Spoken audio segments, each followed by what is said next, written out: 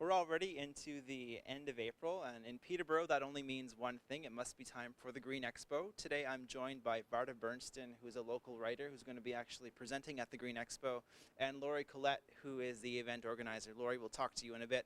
But Varda, tell me a little bit about what you're going to be talking about at this year's Expo. Well, the theme of this year's Expo is empowering our youth for a sustainable future.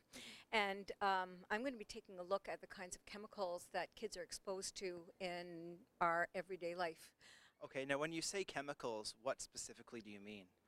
I think that people are aware that harmful chemicals come out of smokestacks and sometimes go into the river from pesticides and various kinds of industrial and agricultural products. But I think that there's less awareness about how harmful many of the chemicals are in our everyday products. So whether it's something called phthalates, which is a plasticizer that goes in rubber duckies and baby bottles, or something called bisphenol A. There was a big thing about that last year, which is involved in a variety of other children's products, or flame retardants, which are in upholstery or couches, or very, very commonly and very dangerously, a number of products that we use to clean and to put fragrance in our home that contain chemicals that are known as endocrine disruptors, things that harm our sexual and reproductive health, things that affect our ability to learn.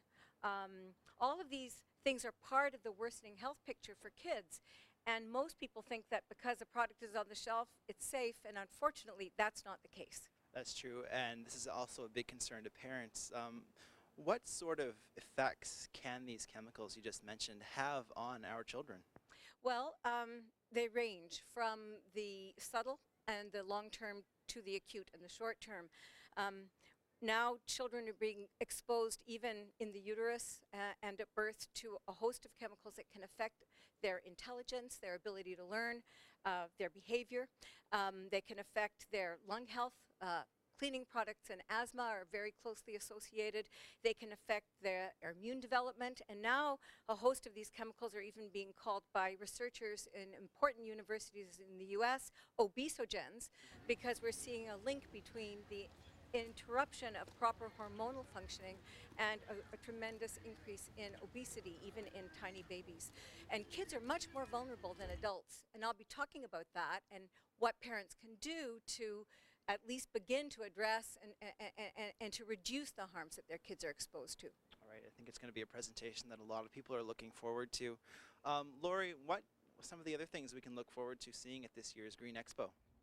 Well, there's 3 other great presentations as well, and an entire pad full of exhibitors, similar to other years, about 75 exhibitors. Keynote speaker is Lisa Glithera, who's speaking exactly to the theme of this year's show. As Varda mentioned, empowering youth for a sustainable future. A really great speaker. And then we have a talk on water conservation and a talk on the whole fair trade products and the industry and kind of how that's green and that sort of thing. And then lots of activities for youth as well, and children and So it's students. coming up this Saturday. What is the date and time? Saturday, April the 24th from 10 until 4 at the Evinrude Center. All right, sounds good. I look forward to seeing you there. And we'll see you again next week on the Green Update. Green Update is brought to you by Shifting Gears Peterborough. Enjoy the big picture. Get to work differently. If you have any questions about today's episode of the Green Update, call Peterborough Green Up at 745-3238.